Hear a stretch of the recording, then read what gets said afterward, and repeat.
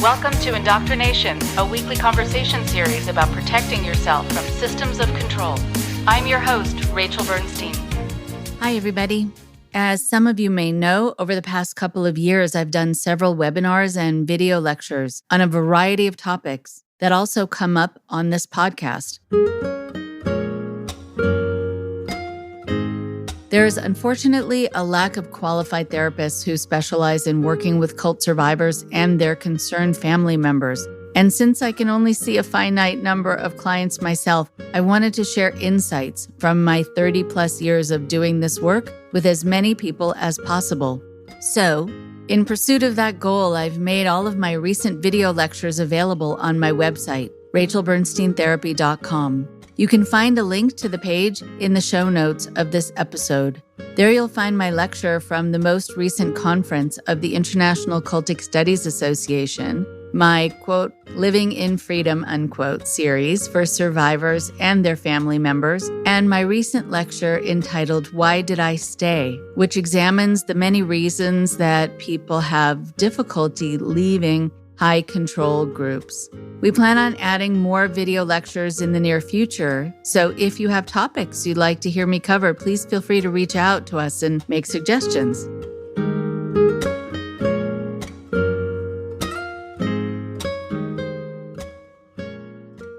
Before I introduce the guest for today, I wanted to tell you actually about an experience I had about 4 hours ago on an airplane. As soon as it happened, I thought, I'm going to talk about this on the podcast.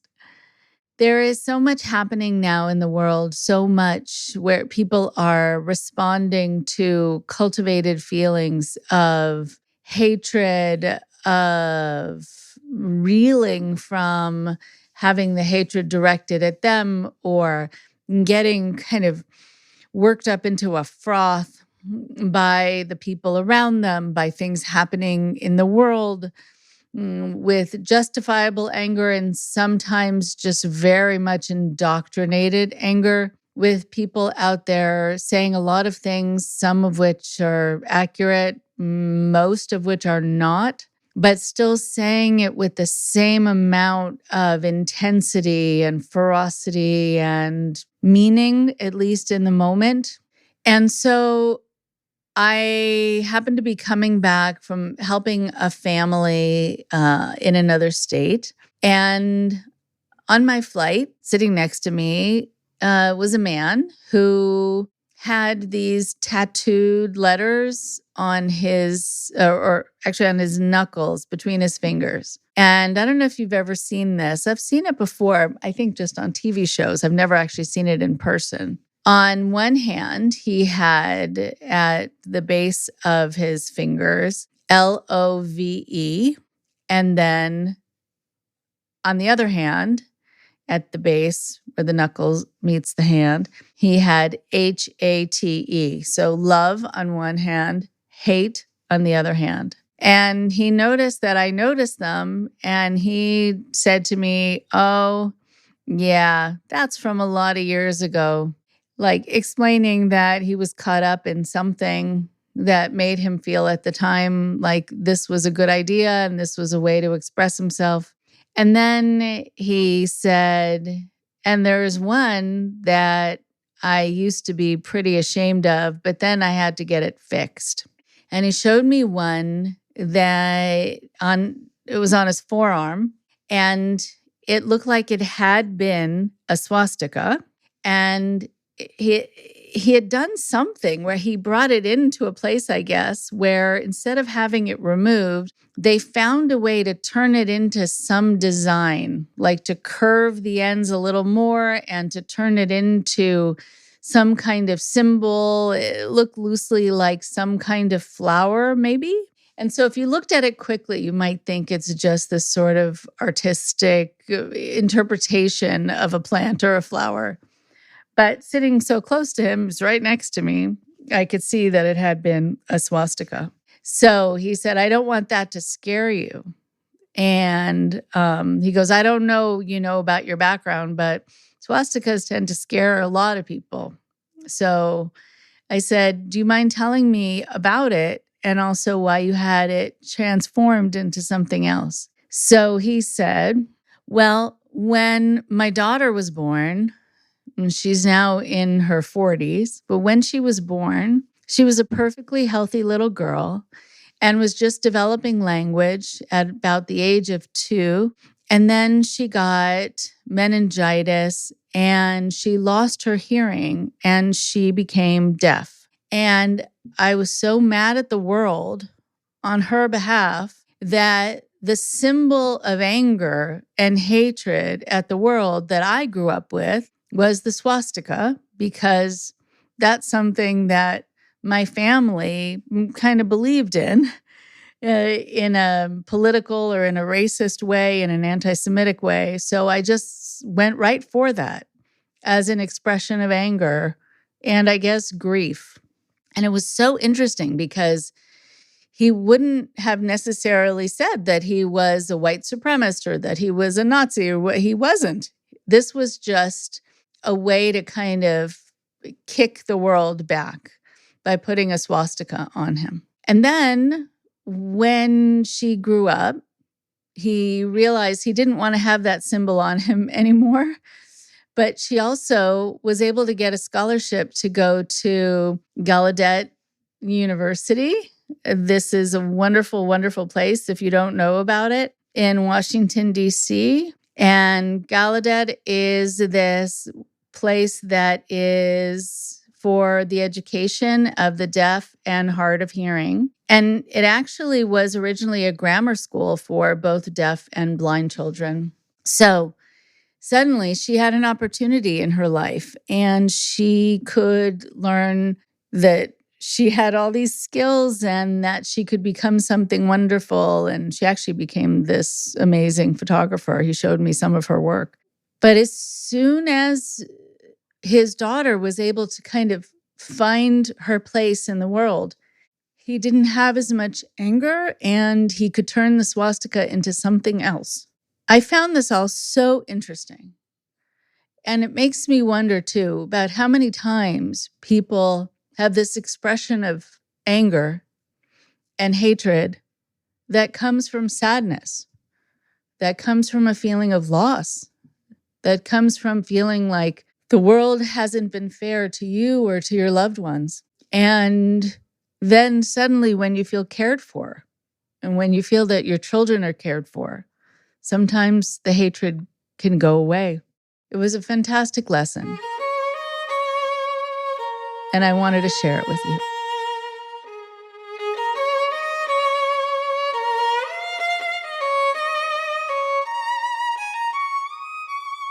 So for today, we have Eric Skwarczynski. And Eric is a versatile media professional with a passion for storytelling. Over the past 7 years, he has held various roles, including videographer, photographer, writer, and graphic designer, leading him to explore over 20 states and 13 countries. His mission revolves around shedding light on the significant issue of mental, physical, and sexual abuse within independent Baptist churches. Eric hosts the Preacher Boys podcast, which debuted in January 2020 and has garnered 3 million downloads to date. Content from the podcast has been showcased on Peacock and CBC, along with his accompanying YouTube channel, approaching 2 million views. Additionally, he has recently introduced a second YouTube channel called Film Schooled, where he features directors, actors, writers, and other experts from the film industry. He's part of a docuseries titled Let Us Pray, Prey, a ministry of scandals, which recently premiered as a 4-part event on Investigation Discovery. Following its premiere on Investigation Discovery, all 4 parts of Let Us Pray are now available to stream on HBO Max. Here's Eric now.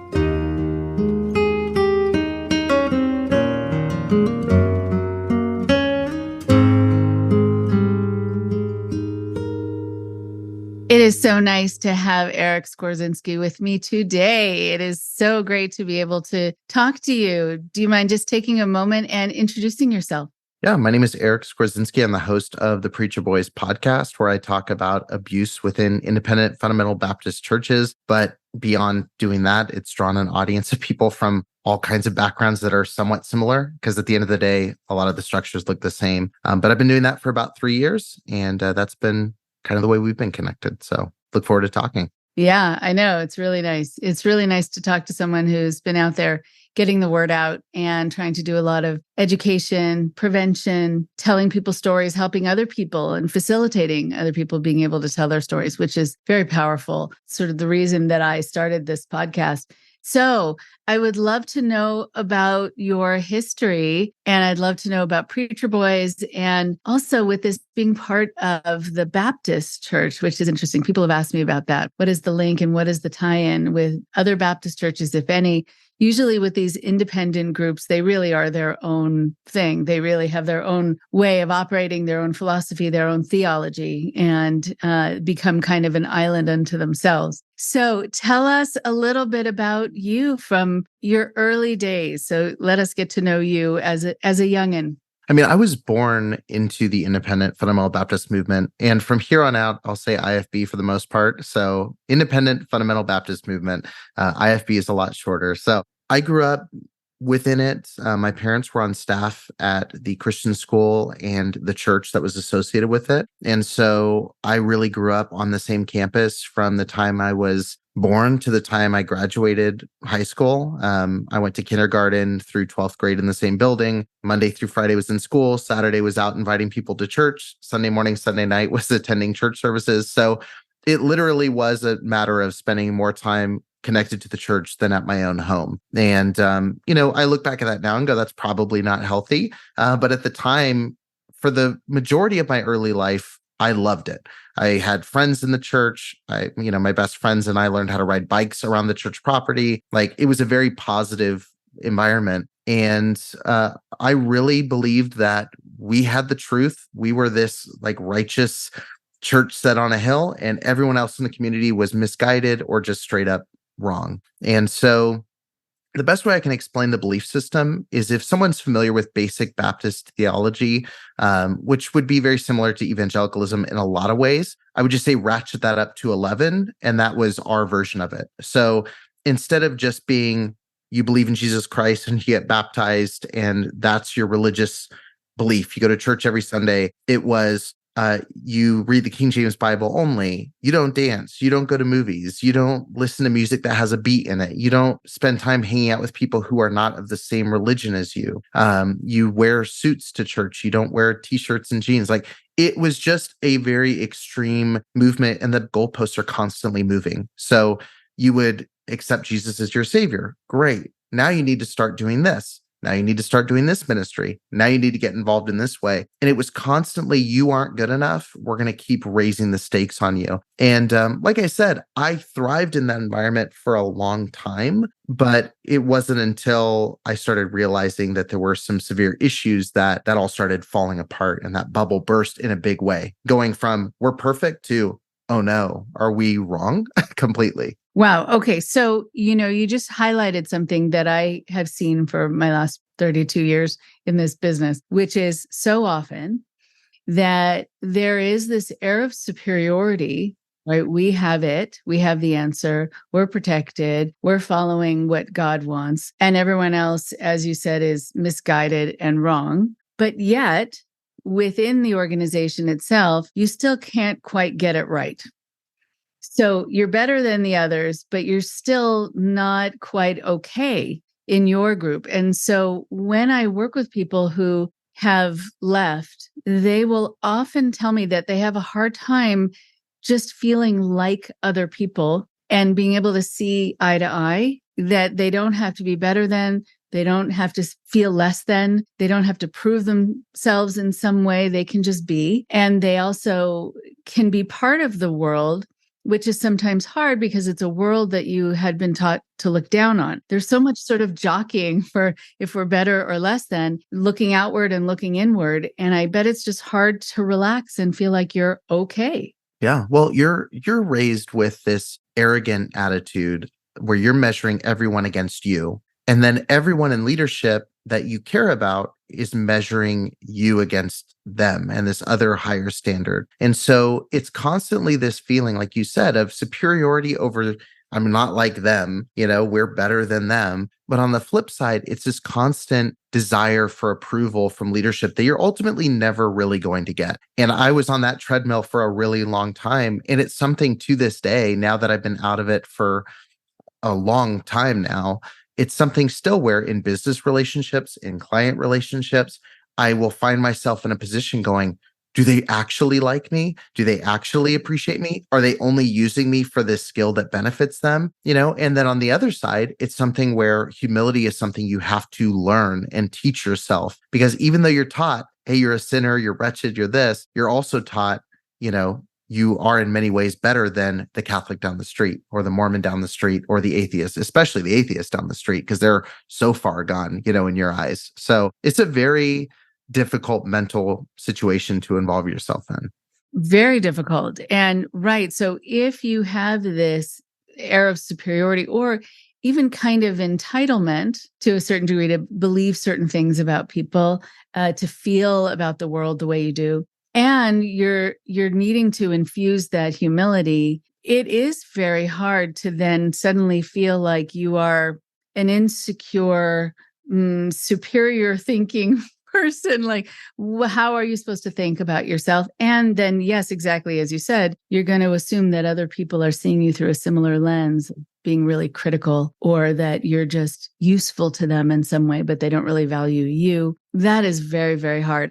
I was wondering also, when you said that your parents were on staff, what did that mean? How many hours of devotion were they paid? What did they do? I'm curious about all that. Yeah. So as far as my parents, my dad was raised Catholic, but very nominal Catholic. Like my mom makes fun of him now because we'll ask him a question about something in Catholicism and he'll go, I don't know. And we're like, weren't you a Catholic like for a long time? And so he was a Catholic. He got quote unquote saved into the Baptist faith midway through childhood. His parents or his mom remained Catholic. My mom grew up in a Baptist sect that was very similar to the IFB, and her parents were missionaries. So she was very familiar with that world. And, when I was growing up, my dad was a postal worker for a long time. And then around the time I hit, I think second or third grade, my dad quit his job, his government job, and started working for the church. Going from a secure government job to ministry was an apparent thing. The finances were tight. I won't get into specifics or estimates of what they were making, but I know it was a very small amount. We grew up extremely poor. My mom made, I know, less than half of what my dad was making just because she was a female in that environment. So typically in IFB churches, you have the man who's hired, and then they get their wife at a discounted half rate to do the same amount of work in a different area and with less authority because, again, they're a female in the church. And so, growing up, like, I just know financially we struggled a lot. Again, I realize more now how much we financially struggled. As a kid, you know what you know. But yeah, ministry lifestyle was you are poor, God is going to provide, which means the church isn't going to. And, I have a lot of memories of bills not being able to be paid, power being shut off, struggling to make it by, all while your parents, like my dad would work some days from 7 a.m. to 7 p.m. just on the campus. And you're going, well, I'm not seeing my dad, but I know this is for something that's, a greater good. I say all that to say too, my parents in a lot of ways were manipulated in things too. So while I hold them responsible for some things, there's also some areas in which I think they were victims of a system that was chewing them up and spitting them out as well. And I think they see that now in a lot of ways that maybe they didn't before. Oh, interesting. Yeah, I was going to ask about where they are on this now. So we'll get to that next. I think, from the people I work with, they will talk about having a job for their church. And then there were so many extras. And if there were holidays, they needed to work extra. They were expected also to do free labor a lot of the time, or even watch other people's kids. And that the children within the family often felt like they really didn't have as much access to their parents as the church did, or as even other kids did, especially if their parents were teachers in the school and they got to be with other people's children. But yeah, you hear about people being used for construction, for cooking in the kitchen for everyone without any kind of pay, but just the expectation of working very, very hard. And usually the people there are working much harder than the leaders who, right. I mean, the leaders are kind of living off, not kind of, but absolutely living off the sweat and the work and the devotion of the people there. Yeah. Well, I mean, that's something where, it was a little different for me in the sense of they worked at the school and the church where I was at, so I saw them, but it was always in the terms of ministry, and my parents were great. Like, I think given the environment that we were in, they did a good job of giving the attention in ways they could. Like, they would stop by and say hi in the classroom, but it's also like, again, it's like it was the healthiest version of an unhealthy situation. So it's like a weird thing to measure. And, I think some people listen to go, it doesn't sound good at all, but it's, again, from my experience, there were things that were, when you're in a cultish bubble, it's like all your good and bad memories are in one jumbled mess. And so I think you have to, for your own sanity, in some ways, you have to look at what was good and what do I look back with fondness, even though, yeah, in retrospect, we aren't even at that church. Like, there's a whole different conversation happening. But as far as labor, I mean, that's something I think about now. Like, by the time I was 11, 12, 13, like, I was moving everyone that, moved to the area and was joining the staff in a church. I would move them into their house. I was unloading trucks, the foundation for where they want to build a new building that I don't think is ever going to get built. I was laying dirt and shoveling holes and laying brick walls. Like, it was constantly tasks and chores associated with the church. And now I realize, like, some of that stuff's not even really a legal thing, some of the things that we were doing. But it was just a way of life. It's like, what is the mission of the church? And everybody's on duty to do that. Like, we're a team. We're gonna carry this stuff out. Right. Yeah. When I talk to people and they remember the work that they did without hard hats and without any kind of safety, anything, safety goggles, safety, anything. Yeah, it really was beyond what kids are usually allowed to do and should safely be expected to do. I wonder if there was just this sense that you were protected because you were, believing the right way. Like, I wonder if that really caused people to just feel like people could take risks. What do you think? Yeah, I think it's that. I think it's just, and it's one of the things that's hardest about leaving a fundamentalist group is that in a fundamentalist group, you have a strong sense of purpose. And I think that's something you see happen when people leave these kind of groups is they go, what do I do? Who am I? Where am I supposed to go? Who am I supposed to follow now? Like, what am I supposed to work on? What do I like? And I think growing up in fundamentalism, you don't question doing anything because the purpose is so big. Like, we are working on something of eternal value. So if someone says, hey, do you want to come 7 a.m. and build a brick wall? Yeah, that sounds awesome. Because, like, we're helping build up the church, and I get to hang out with my youth pastor who's awesome. And I get to hang out with my friends who are also going to be building this brick wall. So it was never something where I was going, I don't want to do this. Like, I was a questioner. I asked questions, but the response was always rooted in this higher purpose. So when that's your answer, when it's like God said, or this is God's will, it's like, okay, great. Let me grab a shovel. I'll be there, hopefully there's donuts, kind of thing. Hopefully there's donuts. Right. That makes everything better. But I think when people ask me how my work is sometimes different from a different kind of therapy work or a general therapist, I often say that I get asked a question that other therapists don't often get asked, where a client will say to me, who am I and why am I here? And going right to the existential, what is my identity and what is my meaning? And then also, what do I like and what do I feel? And what is okay? Because that's a whole other issue of things that were made okay that are not okay, and a whole sort of ethical core that needs to be shifted to translate into the real world and sometimes needs to be changed a bit. But I think it is hard to think about identity. But when you're young, yeah, you're going to be noticing what you really like, which is hanging out with friends and doing something that feels exciting and meaningful. And I'm glad you have good memories. I would hope that you would. So it wasn't all a wash, because that would be sad. Yeah. No, like I said, you have to take the good and the bad, and you have to dissect what those were and what lessons were good and what wasn't. And that's a difficult thing to do. Some people don't want to do that work, and I see them really having a hard time. And I just think it's important. I don't think that means you forgive all of the bad things. I think it just means that you accept that life comes in good and bad. And, there's experience of true camaraderie, and there's moments of true work ethic that you learn. There's moments of true, like, there are lessons that I took away that have helped me. There are also things that have scarred me in ways that will always affect me in some way. And I think wholeness is embracing both of those things and saying, this is me, like, and now I get to do the work, the fun work, the fulfilling work of going, what do I like?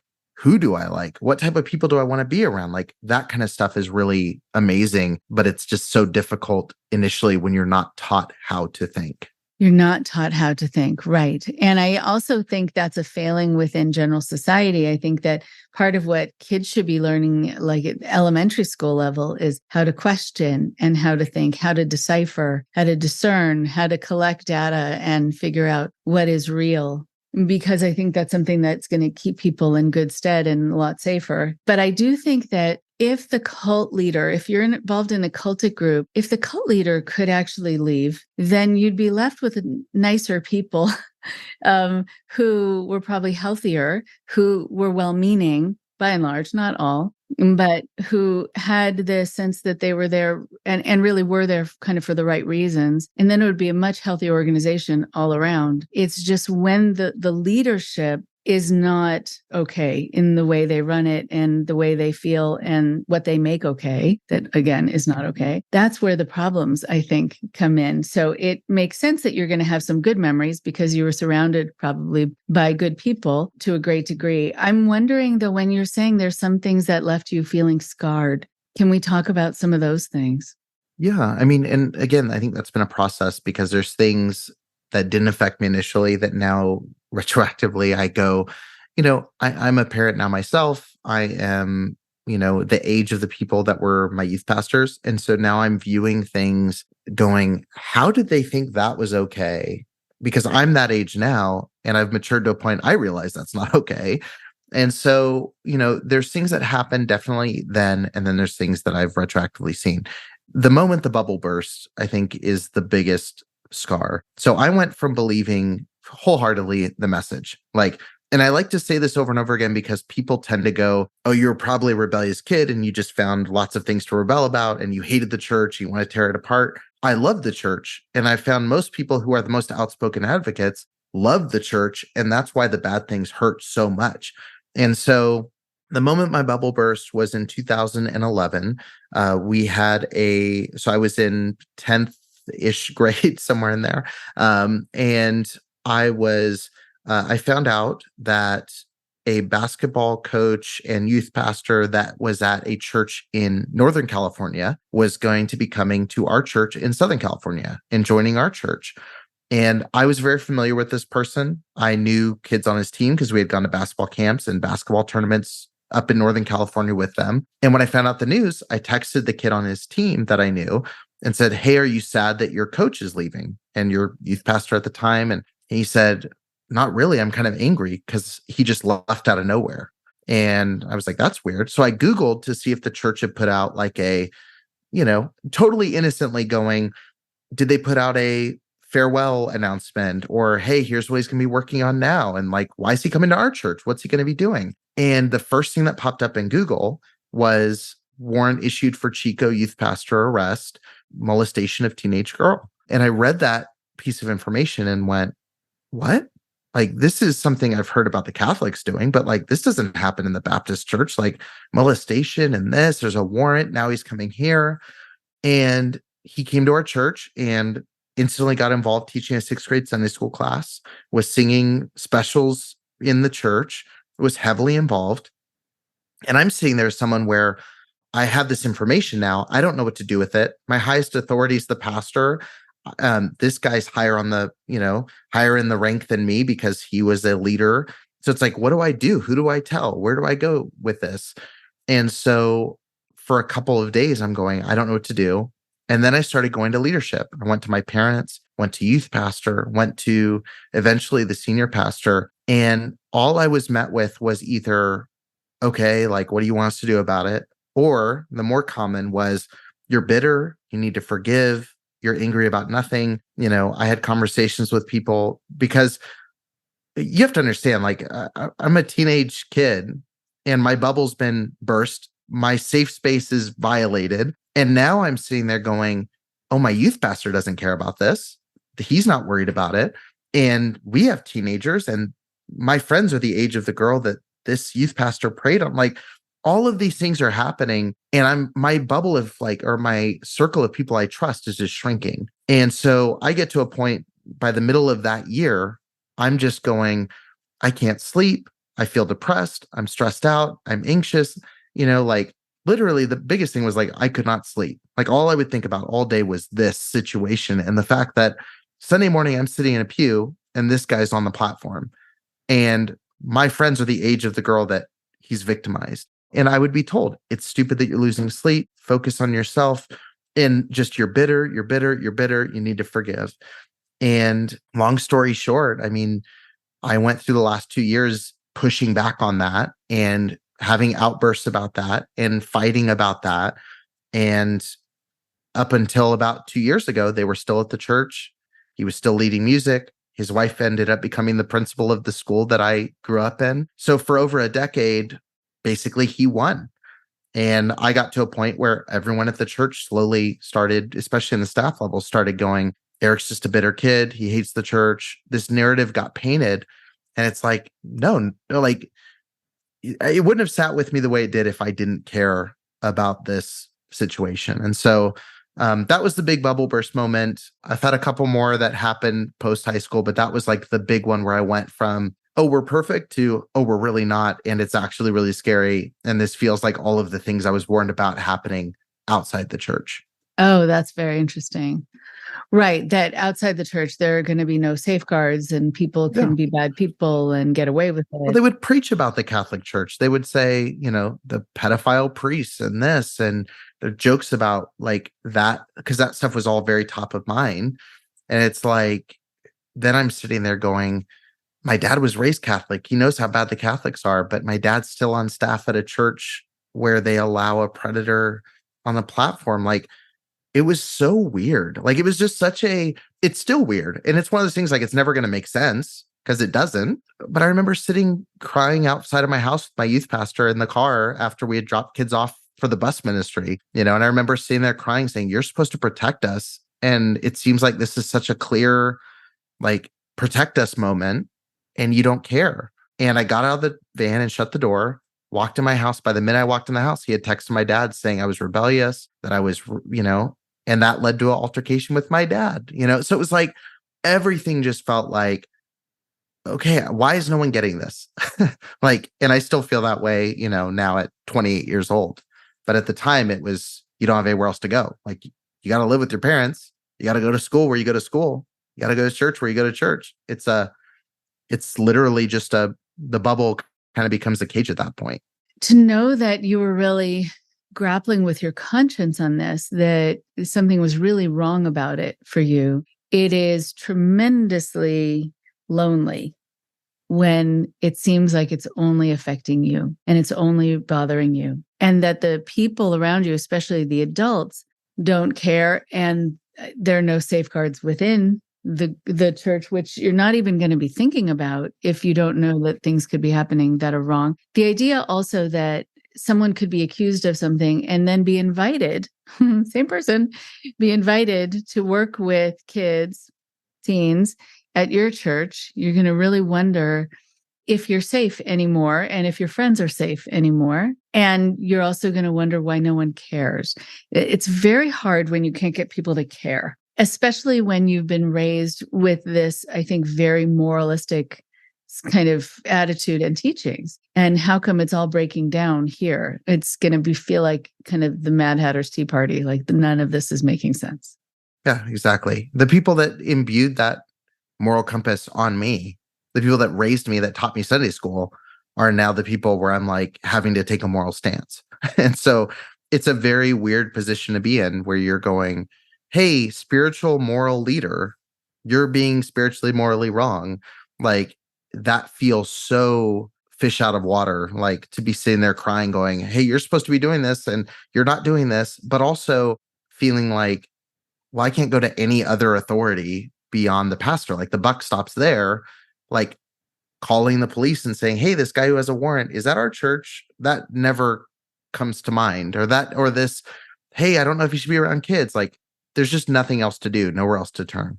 Right. And, sometimes people will ask me how I define a cult or just an unhealthy organization of any kind. And one of the things that I talk about is that the truth tellers are vilified, that the people who are trying to hold a mirror up to what's happening are seen as the problem. And the ones who are the whistleblowers are seen as being problematic, as being whatever, all the things that you were called. But within a structure that's healthy, they're going to invite people to tell them what is happening that could be wrong and what's on their mind, and they can discuss it.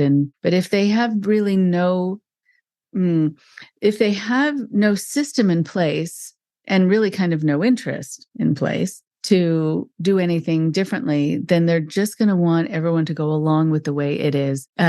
So I know that, there have been books written about this. And I always think of the book 1984, because the people who were sort of noticing what was going wrong were the ones who were the most vilified and pathologized. And so same thing happened with you, that by the time you got into your house already, you were diagnosed as having a problem, and all you were doing was pointing out a problem. That's very hard, very hard. I'm sorry that you went through that. So incredible. Now, did you have other friends that you could talk to about this while you were there? Yeah, so I had some friends that I definitely talked to. I think, again, there was a mix of like how much I shared. One of my best friends at the time, who I'm still close to, even though we live very far apart now, like, I would talk to him about it. But again, it's like we're all kind of blind leading the blind. Like, what do you say? And then my wife now at the time, who I met in high school, like, I talked to her about it a lot. But I think it was just this moment of like, I don't know what to tell you, because we're all in the same boat, right? It's like a bunch of prisoners saying, this prison guard's really mean. It's like, it doesn't matter how many prisoners agree, like, nothing's really going to happen to the prison guard, because you're just not in the hierarchy. And then when you try to tell other prison guards, like, they're all in his boys club, so it's just not going to matter. And so it was really it was the equivalent of banging your head against the wall. And, for 2 years. And I just got to a point where it was like, I'm going to graduate. I'm not coming back to this. Like, I'm going to go do what I'm going to do and figure out from there. Do my 1-year Bible college and then go move somewhere where no one's going to ask me, hey, how often are you going to church? That sort of conversation. So, right. So I do want to talk about that, about when you left, and if that was really the catalyst, or that was sort of the beginning of the crack, right? And what happened that really propelled you out of the church? Yeah, I don't know if it's propelled. It was kind of like slowly figuring it out. I mean, it was kind of like just a massive wake up call when that happened. And then it was like little massive wake up calls, like almost like aftershocks to the initial earthquake that just kind of gets you all the way out. When I graduated, I had registered for 1 year Bible college because and that was, I did not want to do that because I didn't want to end up being a pastor. I knew I wanted to do videography. I wanted to do media. I wanted to do all the things I'm doing now, ironically. But I knew if I went, they were going to try to get me into their funnel to become a pastor. And I didn't want to do that. And I knew that even when I was devoted, I was like, I wanted to be the best Christian filmmaker ever. But it was like, I don't want to be a pastor. That's not what I want to do. So I was registered for college. I was begrudgingly doing that. I picked one that was close to home so I could be near my girlfriend, who's my wife at the time. And I got a call about 2 months before I was supposed to start college. So I was wrapping up school. I think it was May or April, and I was graduating in June. And it was from a leader from a Christian camp that I had met who did design and media, and he had a Christian media company. And he called me and said, "Do you want to go help shoot a documentary in India for 3 weeks and then intern with me for a year? Or do you want to go to Bible college?" And I said, "I just canceled my application to Bible college. I'm going to come shoot a documentary." So I went and moved to Fresno, California, went and shot a documentary in India, worked interning for a year, actually for 2 years, going and shooting media and commercials for IFB churches all over the country.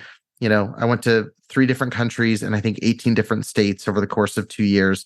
So again, when people say you had a bad experience in one church, it's like, I got to see a lot of different flavors and branches and deal with a lot of different personalities over that time. But I did that. And one of the groups that I encountered and shot for in the second year was a missions organization. And I went out of the country. I filmed in India, I filmed in the Dominican, and I filmed in Cuba. And I saw the work they were doing. I saw the orphanage they had. I saw the trainings they were doing. And I was so bought in. I was like, this is beautiful. You're changing lives, which in a lot of ways they were. They were feeding kids that weren't getting fed. They were putting shelter for kids that didn't have shelter. I was like, I need to do this. And over that 2-year period, I'm trying to give you this long story in a short version, but over that 2-year period, I had really rekindled what I would say was like my faith. Like I was like, what we had been taught was wrong, but now I truly understand the gospel. And I was following some big leaders that had said big words I'd never heard before. I was really researching and was on fire for what I believed to be God at the time. And so I was like, this is great. I can do ministry. I can use my gifts that I've had my whole life in a way that's going to actually create change and save orphans and help widows and really be true religion, undefiled. Like that's going to be this. And I worked with them for about a year remotely. I was proposed to my now wife. We got married. The time we got married, I was making $500 a month from this organization. And as I got close to my wedding, I started reaching out to the leader of the organization, and I knew we were getting more donations. I know that my work was helping because that was my job, was bringing in support. And I said, "Hey, I'm getting ready to get married. I'm making $500 a month." That was fine when I was a single guy, but I need to start making enough to support a family. I've been here for a year. Let's move out of the intern stage and into which I already was, full-time staff. And he wrote me in a message and said, "I could remove this issue from you, but I would be robbing you of you seeing God work a miracle." And at the time, I was like, wow. At the time, I was like, that's really profound. It's like I could get a raise, or God could really provide. And it's like God couldn't provide through my employer who I was working for. And so I got married making $500 a month. We moved to India. We lived there for 2 months. I was taking pictures, video, all that sort of stuff at the orphanage. We got pregnant. My wife miscarried while we were on the field, and we ended up having to cut a 1-year trip short to 2 months. We came back, and there was a lot of just, why are things happening constantly so bad when I'm doing everything right? And it really made me grapple with just everything. It was like, why am I getting paid so little when I'm giving so much? And why am I why did this happen to us when we're giving God our lives? Like, why would he take our child? And there was things where, the director of the missions organization, I called him the day that happened. And the first question he asked was, well, your wife's not upset at God, right? Like she still wants to do missions. It was such a cold, every interaction was increasingly cold and calculated to, well, you're still going to be in your role, right? And it just kept going like that. And I could go on of all these little things that happen and all the mental things that happened and all the spiritual things inside that I was thinking. But ultimately, it was just little things like that just really ate away at me. And once we came back to the US, we moved to where the home church was in Virginia. We attended there. It was during the election cycle. And I was still bought into Christianity, but I had seen too much outside of American Christianity. And during that election cycle, when I started seeing people in that home church circling the flag to pray for Donald Trump to be elected, it was like, look, I'm out, and I kept my faith, I was out. And then over the next several years, it was just a matter of like, the simplest way I can say it is, it wasn't a matter of me seeing the bad and then just being disillusioned. I was in a pursuit of looking for some kind of unexplainable supernatural goodness inherent to Christianity. And I didn't see anything about Christianity or fundamentalist Christianity specifically that couldn't happen in any other setting. It was like, instead, we're just as bad, if not worse, than the Harvey Weinsteins in Hollywood. We're just as bad as the Catholic Church that was so vilified. We were just as bad as all the other groups we were talking about. And it just became rather than a snap decision, it was like a slow death of first fundamentalism and then ultimately, my faith. And that's the short version. If you had 3 hours, we could get a little bit into like the slightly longer version. Okay. Well, hopefully at some point we'll be able to go over the longer version, but that is a very powerful story. I think about all of the language that was used to justify not treating you the way you deserve to be treated, not giving you what you deserved with all of your hard work. And I'm sure, living in places that were not easy, seeing things that were not easy. I mean, it can be a traumatizing time. And so there should be some pay for that, hazard pay, emotional hazard pay. But the comment also about losing the child and the callousness, okay, but what about us? It's such a stark contrast to that sort of warm community family feeling that they're supposed to be coming across like, and that you may have remembered in that way. But here were the cold, hard facts. And similar to where we started this conversation, just wondering about when you're working, if people are just using you for, whatever it is that they can extract from you. No wonder you have that worry and that feeling, because that really was happening. And you find out in those moments. That is really harsh. I mean, I'm a videographer, photographer. Like, so I have a camera, everyone knows it.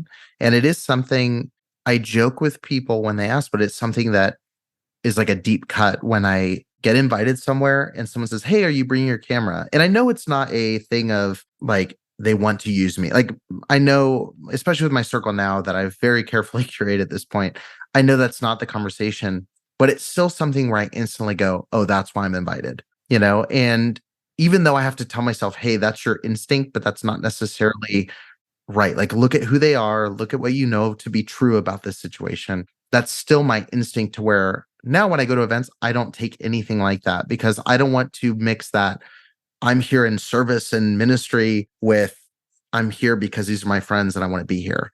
And, even family gatherings, like even when it's just me and my immediate family, like the camera stays home because I don't want to mix that feeling of like, oh, I'm just here to get a good picture. And that's what everyone expects. And that's it. Like, I want to be there because you want me there, like that should be enough of contribution for this relationship. And I think it's really smart that you set that boundary. So that it isn't just an ongoing expectation, that isn't how you're seen. And then you don't have to worry about feeling used or taken advantage of. I mean, I have something similar with, albeit something like a high school reunion. This happened at my high school reunion. Suddenly someone came over with their arm around a friend of ours, and I hear her say, "Oh, well, Rachel's good to talk to about these things. She's a therapist. Here, she'll help you." And suddenly this person is deposited on me. And it's, an hour and a half reunion where I'm seeing people I haven't seen in decades, and I would love to catch up. And now I have this person crying who was told that I would spend the time helping her. And so it happens, I think, in a lot of places. And you just have to feel okay about saying, maybe another time, or that's not really what I'm here for. It's not that I don't care, et cetera, et cetera. It's hard. Cash or credit? How are you paying for this conversation? Right. I know. Exactly. And I was thinking about that for anyone I know who's going to medical school. I'm like, you're going to be somewhere and they're going to say, "I have this rash. Do you want to look at it?" No, I don't. Actually. Who's your insurance provider? Let's talk about your rash, Exactly. Well, but I think then figuring out your worth. I mean, here, being paid 500 a month, right? Even as a bachelor, I don't know how you get by, and it's very difficult. But here you were trying to provide, and they were not caring about that, even though they clearly had the funds, because it sounds like you assessed that they were bringing in more at that time, so you could ask for it. Yeah. Well, I mean, I discovered later, to give context, the leader who sent me that text was paying himself a six-figure salary on top of his expenses. So he was making six figures while also, and that's not including his rent reimbursement, his vehicle. I mean, he was making good money doing this work. And so that was something where, again, I found that out later. Like, my feeling when he texted me was like, okay, well, he's probably doing the same thing. Like, he's probably sacrificing too.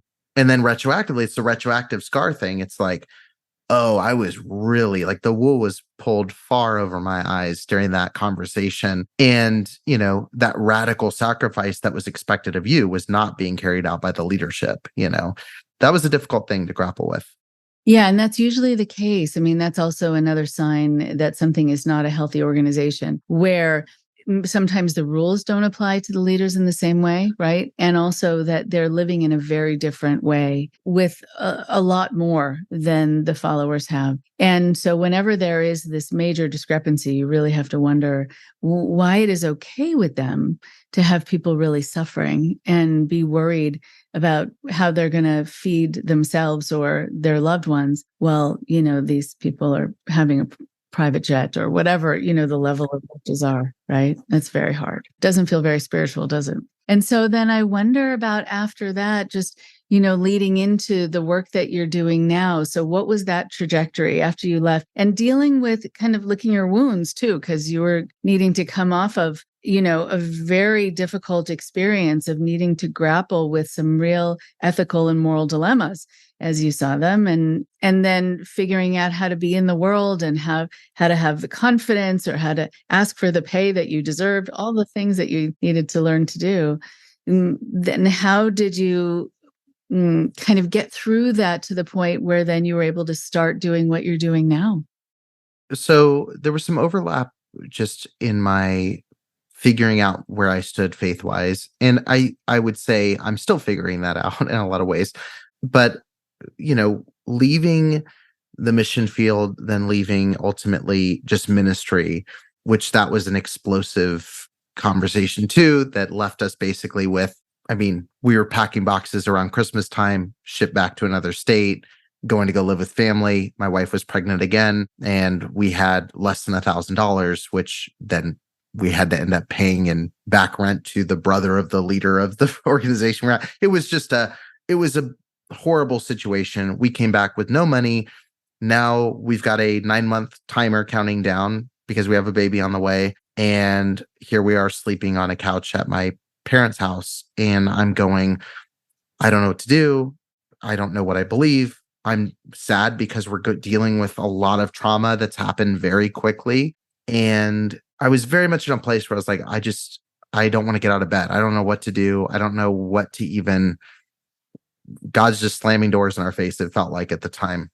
And my wife ended up showing me a listing. I had a lot of people that had promised, like, hey, when you leave the organization, like, we're going to pick you up as freelance and all this sort of stuff.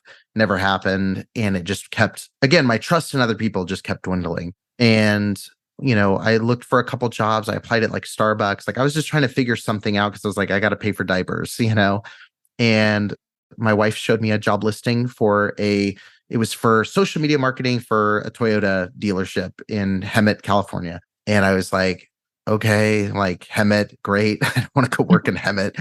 And California listeners know why that's such a horrible thought. It is. And there's also a Scientology compound there, which makes it. Yes, there is. Yeah, yes, there is. Uh-huh. And we went to, which is such an eerie place. If you ever go golf at the right golf there. course, Yeah. It literally is such a weird experience because they've got electric fences and like 30 cameras all along the golf course because, that's where they hold people. It's such a bizarre thing. That's a whole nother episode. But I went to go apply there. I found out that it wasn't just a Toyota dealership. It was like the second largest auto group, or I think it was the second largest privately owned company I think in Riverside County. It was like next to Kaiser Permanente. It was like had the most employees. There was like almost 700 employees by the time I left that group. I got a job doing marketing. I was getting paid, I think it was $12 an hour. And I was like, oh my God, I can't believe they're going to pay me $12 an hour to do this. Like, that's amazing. And I have to say, that was one of the best environments I could have put myself in. It was so opposite of ministry. People cussed. It was like a very different vibe. Like, our goal was not eternal purpose. It was like, let's sell cars this month. And I just got to run around with a camera, be creative. I had amazing coworkers, and they were all extremely nice. And the people who were the people that were like my unsaved coworkers were like way more of a light to me than any of the Christians I had ever been around in the last couple of years. And it was just a really beautiful time, and it was a lot of fun. I got multiple raises. I was making really good money in the course of a year and a half. Like, I got 2 raises, and I got a raise like 6 months in. I got another raise at the end of the year. By the end of the second year, like, I could ask for things and they would buy new equipment. And I had a good relationship with people. And the only reason I left there is because I started pursuing some entrepreneurial paths and making more money outside of it than I was in, but it was really a good reset. And it was a good reminder that, like, hey, I'm not the only one that has the right answers. Like, my friend who's not the same as me can be amazing too. And while I was there, I was still processing religious things. I was still looking at the IFB and reading stories that were happening, because this was something that was happening all throughout the denomination, like repeats of these stories. And during my second year working at the car dealership, this story came across my phone that was literally the same exact story as what had happened when I was a teenager. And I was reading the stories, like, same age of a victim, it's a pastor in the church. And the thing that pushed me over the edge was pastors were literally sending out tweets of support for the predator and raising money for his legal fees. And so I got off of work. I'm still in my work, where I had changed in a t-shirt. I was driving home from work. I'm sitting outside my apartment, and I just pulled out my phone and recorded a video to Facebook. And I said, if you are, and I listed all the pastors who had put out messages. I said, if you are connected to this pastor, if you support this ministry, if you do this, or if your pastor supports them, and you see their name in your prayer book, like, you need to leave your church right now. And it was this moment of clarity where it's like, I've had all these sidebar conversations with people, but like, we need to take this shit public. You know what I mean? Like, this is too far. And I basically said, hey, this person, some of whom I had worked with as clients before, like, it was a very big move. And I decided right there in my car to say, I'm going to do that documentary I always talked about. I'm going to do something. We're going to get the word out. And, I basically went in my house, cut together a little thing about the IFB. And within the next day, I had 20 people in my inbox going, I want to share my story. And so I was like, documentary is not going to cut it. I need to do a podcast where I can just have these stories every week. And I've been doing that for the last 3 years. Again, that's the short version, but that's what kind of launched everything that is now. So when you were doing this video in your car, when you had pulled over, and were you worried about putting it out there and what would happen? No, I was at a position then. I didn't have any stake personally in the IFB in terms of, like, when I sat there to record, in my mind, I was just thinking, how much more could these people dislike me? Like, at that point, it was like, I said what I need to say. My biggest concern really was, is this going to affect my relationship with my parents who still work at the church? That whatever. I was worried about, like, is my dad is going to affect his job? Is there going to be, like, I was worried about things like that. But as far as, like, I wasn't worried, like, hey, I'm not going to get allowed to speak in chapel at that wasn't an option anyway. And I was too angry to care.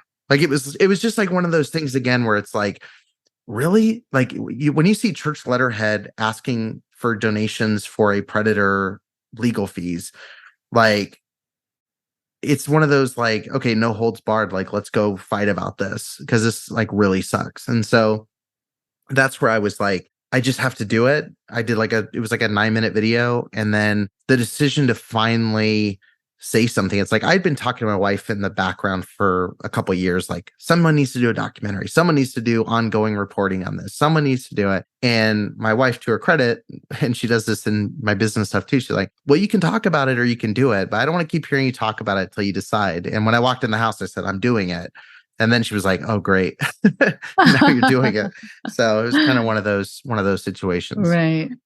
It is quite exciting when something crystallizes and you feel very sure about it and it feels very right. And then also when you get the feedback, when you get 20 messages in your inbox, that's quite affirming. And you know that you've hit a nerve and that people want to be able to come forward. You know, one of the things that you get to do and you get to be when you do that, when you are one of the first people to come out and say something, is that then you let other people feel more comfortable who didn't want to be the first, but they were hoping probably that someone else would, so that then they could jump on that. So you really open the door for a lot of people who were waiting for someone else to give it a shot and be brave to be the first. I wonder, with the responses that you got, were there responses that were not easy to receive? Yes. Yeah, I mean, and I want to give a shout out really quick to like Sarah Smith, who's a reporter for the Star Telegram. She had done like a bombshell article, had found like 500 cases a year or so before that. Daryl Dow with Stuff Fundies Like had been blogging about some of the absurdity of the IFB. So there were, I don't ever want to just accept the title of the first to do it, because there were some who had done it really well before. But also there weren't many that were able to do it in an ongoing way. So Sarah Smith was a reporter. She can't just tell her editor, hey, every week I'm writing about the IFB. It's like, you've got other projects. So being able to do it in a weekly basis was important to me. And then I think for me, all the feelings of fear and imposter syndrome happened after the show launched. And it was because it was for two reasons. One, I'm talking to people who, and I have a friend who's a trauma therapist who always says, don't compare trauma, and she's right, but we do it, and I was talking to people who I'm like, these are real survivors of real bad things. And am I worthy to share their story? And am I worthy to share a screen with them and talk about my experience and their experience? Like, that starts going through your mind. And and I think that was healthy in a way, because to this day, the people whose opinion matters to me is survivors. Like, if a survivor tells me, hey, I feel like you're really invalidating a lot of people's stories, I'm going to listen and hear that feedback. The other reason that imposter syndrome set in was because the show, when I launched it, I told my wife in our kitchen, I said, if I can get like 100 people to listen to the show by the end of the year, that would be great. By the end of the first year, there's tens of thousands of people listening. And so now I'm sitting there going, okay, if I'm thinking like this is an arena of people, I'm broadcasting this message to a lot of people who I don't know. Like, I'm all of a sudden just out there. Like, now I'm an influencer. And that was a scary place to be, because it's just a lot of weight and responsibility beyond pulling someone aside at a party and telling them some information. So that set in. And then the feedback from people started coming in, which for the most part was either 90% was survivors going, thank you, and people going, thank you for talking about this. Then a very loud 10% was pastors saying really obscenely crazy things.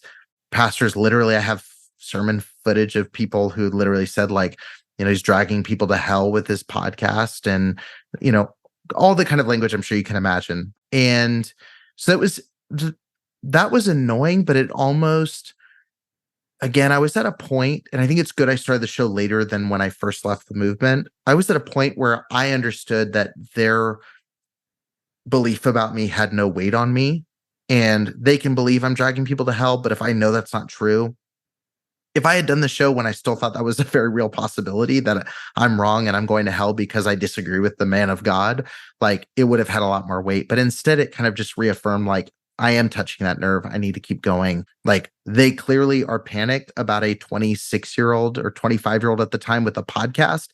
They're in a pretty fragile boat. So let's keep rocking the boat a little bit. So it just reaffirmed, and just getting to meet so many cool survivors, like really just, it built this kind of community really quickly where I was like, we're headed in the right direction. I'm not doing everything right, but we're heading in the right direction. Right. And I wonder what else you were told when you were saying that they were saying crazy things. There are things that, yes, that people are told that then you somehow are the evil one and you're the one who's doing bad things. Again, just because you're holding a mirror up to what happened and you're giving other people a forum to do that, which again, in a healthy organization, they would be happy that you're pinpointing where the problems are so that they can fix them. If they don't want to fix them and they just don't want to be kind of held to a certain standard, then yeah, it's never going to be appreciated. And what else were you told? Anything that sort of weighed really heavily on you? Yeah, everybody that was connected to like the Independent Baptist movement as a movement, the brand, were upset.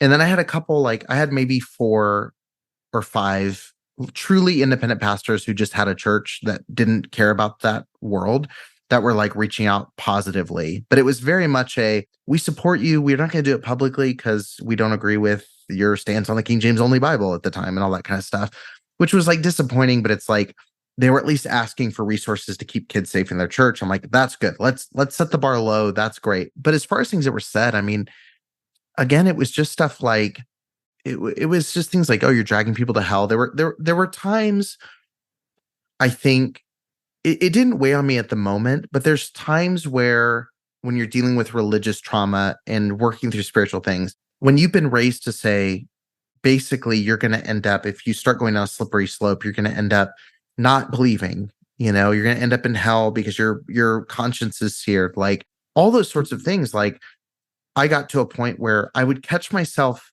not when I'm actively thinking, but when you're just kind of passively thinking and you have that intrusive thought of, what if they're right? What if I don't believe this now because my conscience is so far gone, or God has turned me over to being a reprobate mind and all those kind of things? But for the most part, I think it was a pretty grounded thing. I mean, they said all kinds of stuff. I mean, you're dragging people to hell. One pastor said, it's good that some abuse is being exposed by Eric and people like him, but it's kind of like they're maggots, like they're eating away at bad flesh. You don't want maggots around, but let them do what they need to do, and then God will get rid of them. Like that kind of weird language.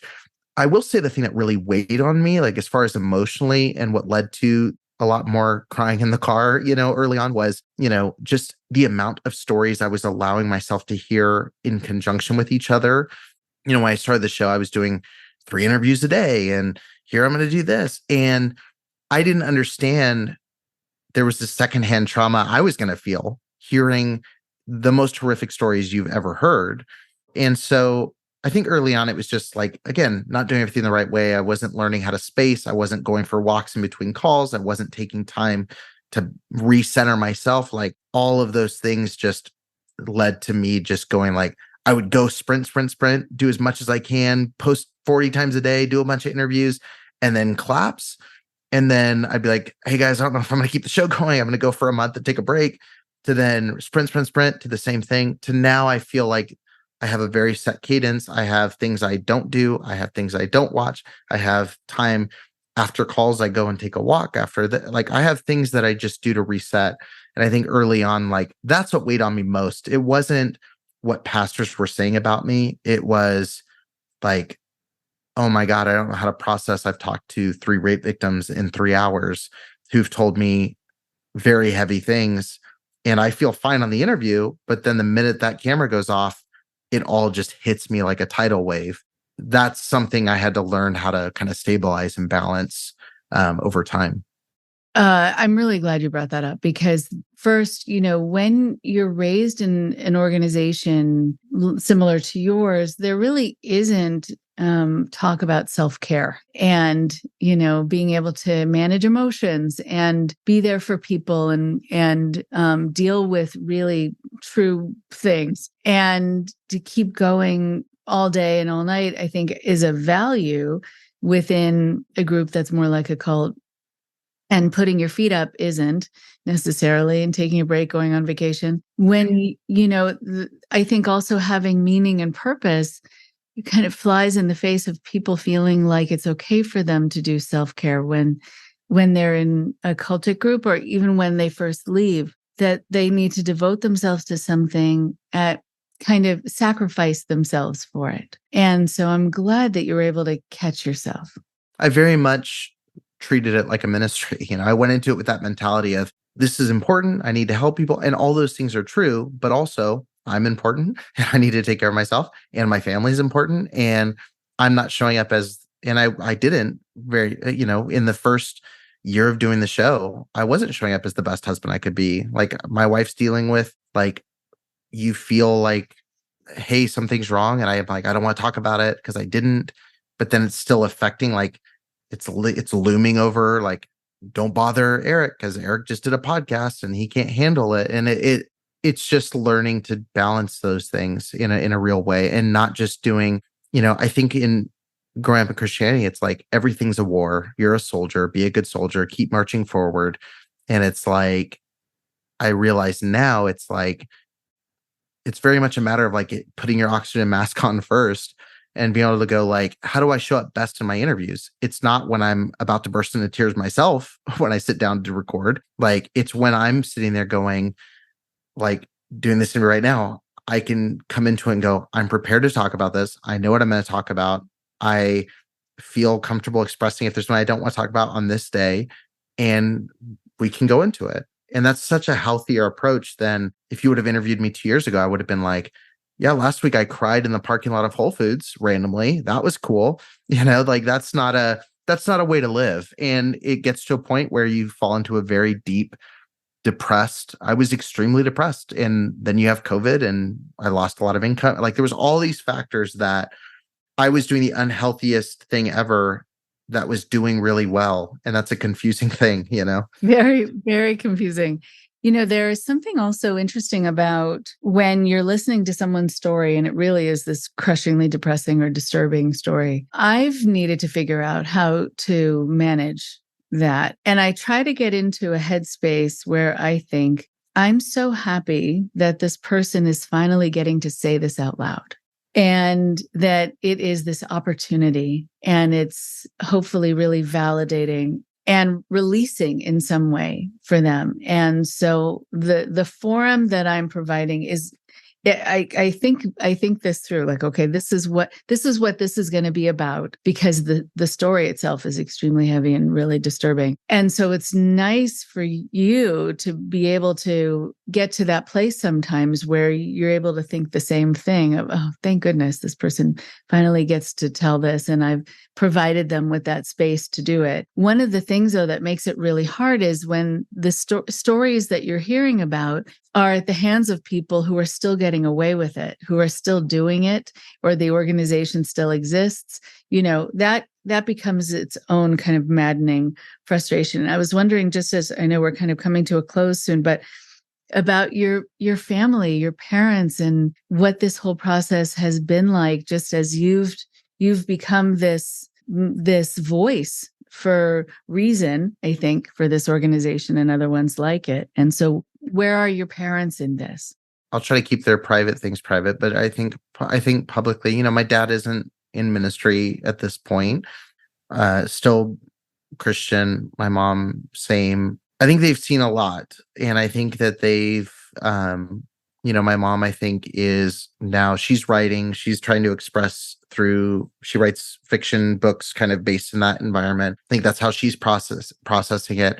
I think my dad is grappling, again, not to speak for him, I think he's grappling with the fact that he spent 20 some years believing this is the one thing I'm supposed to be doing. And I think now he's sitting there going, I thought that was going to be my purpose till I die. Like, it's this very difficult place to be. So I think they're in a good place. I mean, I'm very close to them. Like, I see them about once a week. We have a good relationship, and I think we are able to talk about things, which I think is better than, again, with many people I talk to, they haven't seen their parents in a decade or in 5 years, and they're never going to speak to them again. At least it looks like, looking forward. And so it's just having conversations. And I think it's also, if I can add this for people who are navigating similar things, I think it's choosing your battles too. Like I could spend every week going, hey, you did this in November of 2010, versus broadly talking about like what's the most important things and branching out from there.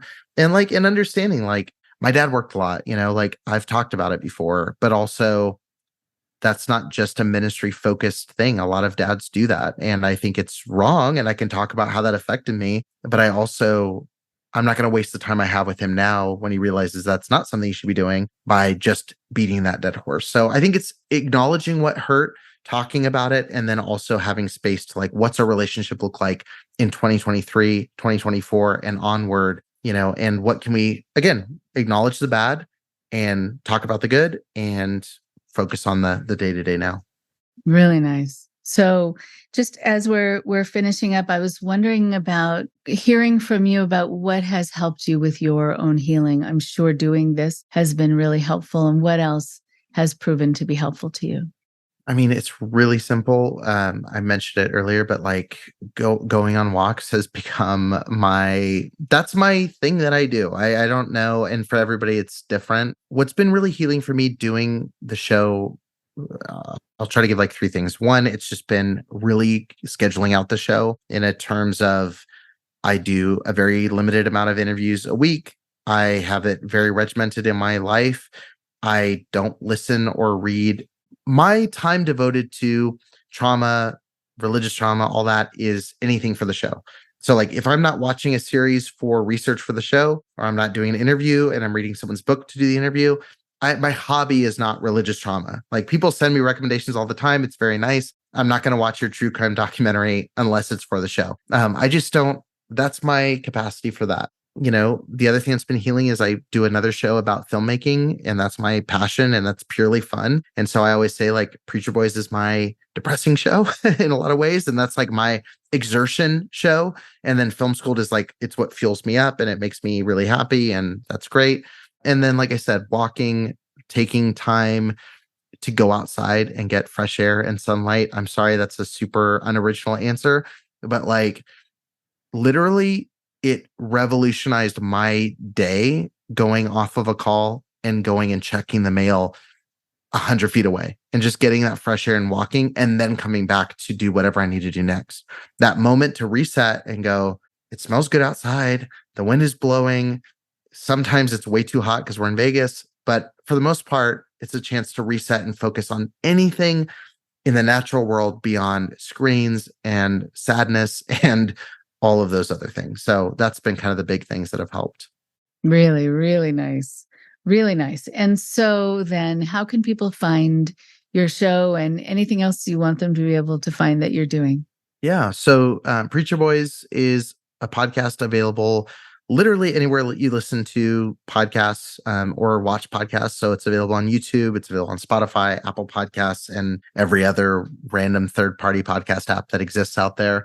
So I would encourage people to check it out. And again, it's not the right fit for everybody. If you can't handle or don't want to hear, which is totally valid, hear conversations that go into detail about grooming or sexual abuse, it's probably not a great show. There's a lot of shows that handle more of the funny things or quirky things, but Preacher Boys really is focused on abuse within that movement. So it's a heavy show, but it's also a lot of people tend to find that helpful to really hear what they went through repeated on a podcast. The other thing I'd really encourage people to check out is I am part of a 4-part docuseries that is available on Max, formerly known as HBO Max.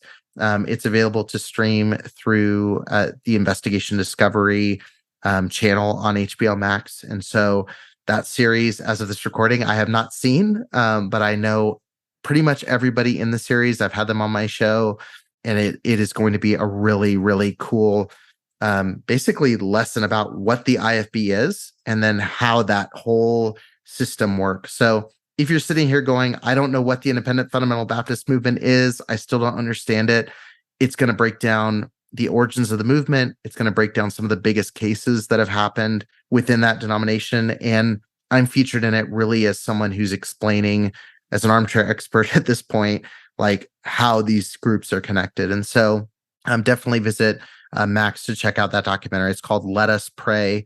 It is a really exciting series, and I'm sure there'll be a link in the show notes to go check out more information about that. Great. That's so great. And it was so nice to talk to you. And I'm so glad you are where you are in your life. And now you have a family, and you're able also to really, I'm sure, be mindful about how you want to be able to raise your own kids in a very different way, and to be able to think about themselves in a different way than you were given an opportunity to when you were young. And so that can be very healing as well. It is a pleasure, and I hope to be able to talk to you again.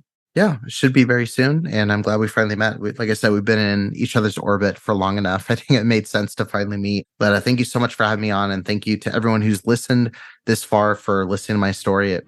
It's rare I get to talk about me. So it's awesome to get to share a little bit.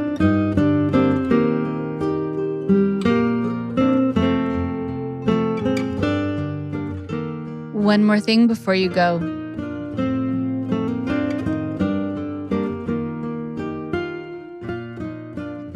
Thank you to Eric. Thank you for all of the content that you're putting out there that it's really fantastic, including the interview on this show.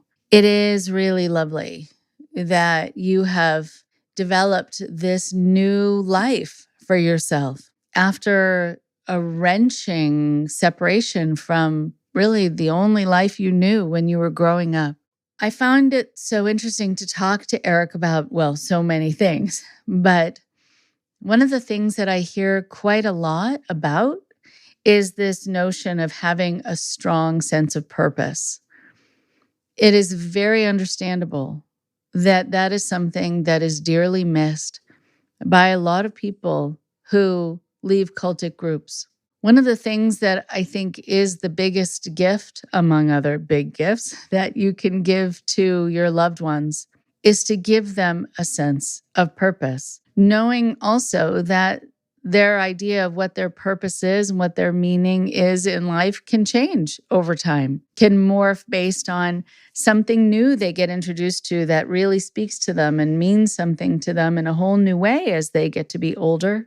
But just having a sense that there is a reason that you're here, or there are reasons for you to be here, makes it so much easier to be in the world, makes it so much easier to be alive, makes it so much easier to handle the rough times, because you know that you have something to go to that's going to give you this kind of calming sense of, yeah, I belong here because there's something that I can do, or there's something that I can be that has meaning.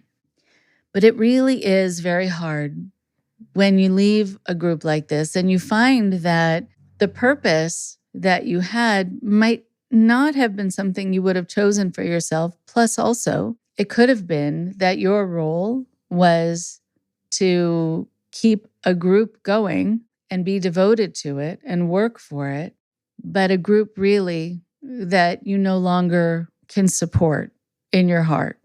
And so it is important then to switch gears, to see what else is out there that can give you a sense of meaning and purpose. And I feel like Eric has done so much to develop that for himself. And I want to be able to mention something else that he talked about, which is that when you are in this group, well, like the one that he was in, where you feel, because you're taught this, that everybody else in the world is misguided. Everyone else in the world who doesn't believe the way you believe or doesn't believe the quote unquote right way is wrong. That makes it very hard sometimes when you come out of a group to retrain yourself to not be looking down on everyone. And I mean everyone. And to be able to see that people have the right to believe what they want to believe, and they are not less than, and you are not greater than. And as I've mentioned on the podcast, and I talked to Eric about it, it's sometimes hard just to see people eye to eye, to see people as equals, because you learn to look down on them. And also, you had the experience of being looked down upon. by people in the group who judged you. People within cultic groups are highly judgmental people. There is a whole culture of gossip, of putting people down, keeping people in their place, making sure that people are talked about in a negative way if they don't do things the way that they're supposed to in the group. So here, you are supposed to look down on the world, but then people in the group are looking down on you. And it's so hard because your eyes are either looking up or looking down. Everyone else's eyes are looking up or looking down. And just being able to meet people literally eye to eye as equals takes some doing. You have to train yourself to have that happen and to not be worried that people might be looking down on you. It can happen, but it actually happens a lot less outside of the cult than it does inside. But one of the things that Eric mentioned specifically was this phrase, good enough. He said that you're constantly told within the group that you are not good enough, even though everyone else in the world who is not a believer like you are is misguided and wrong, but still you are not good enough. There was a notion that came about years ago. I wish it had happened even more years ago, but I'd say maybe within the last decade or two, of the good enough parent. This was this idea that was introduced into the realm of parenting education and psychology. So often we see time and time again, the mother is accused basically of everything. From Freud on, everything was because of the mother. And the mother was too loving. The mother was too withholding. The mother did this wrong. The mother did that wrong. And so women are blamed. I mean, that's nothing new. But there was this idea that might not sound revolutionary, but it was at the time, of the good enough parent. And so a lot of fathers, and definitely a lot of mothers, were really very calmed by that you might make some mistakes, but if you gave your child basically what they needed, not perfectly, but basically what they needed, then you could be this good enough parent.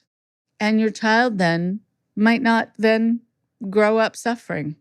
If we use that idea and we bring it over to just being a human being, that you could be good enough. You could have good intentions, but maybe not always have outcomes that are perfect. That you could be a good person, even though you might walk by, let's say, some litter and not pick it up once or twice. That you could be good enough, and that is good enough. That doesn't give you permission to be bad. This isn't, and you can also be bad. But this is about having a self-concept that is about self-acceptance. That you're going to do kind of the best you can. And again, sometimes things might fall through the cracks and you might disappoint yourself, but basically you're still a good person who wants to do good things, and you mean well, and you're honest. And even if it's not perfect, it's still good enough. I want everyone really who comes out of a place that is perfectionistic, whether it's a family system, or it's a Bible-based cult, or any other group, where you have to be on top of your game and you have to be extra perfect all the time, or else. I want people to have this sense that they get to just be a human being and that it still is good enough. And by good enough in this kind of situation, I mean still deserving of love and still deserving of acceptance and still deserving of happiness. For Eric and for all others who have come out of very difficult situations, I wish for all of you to have a future that is filled with acceptance and with love and with happiness and with success, however you translate that. Take good care. Talk to you next week. Thank you very much for listening. Please support IndoctriNation on Patreon. at patreon.com/indoctrination. Be sure to give us a follow on our social media. Find us on Facebook and Instagram using @Indoctrination Podcast. And for Twitter, find us at @_indoctrination. We love hearing from you too. So send us an email at indoctrinationshow@gmail.com. And for more updates on the show, visit our website at www.podpage.com/indoctrination.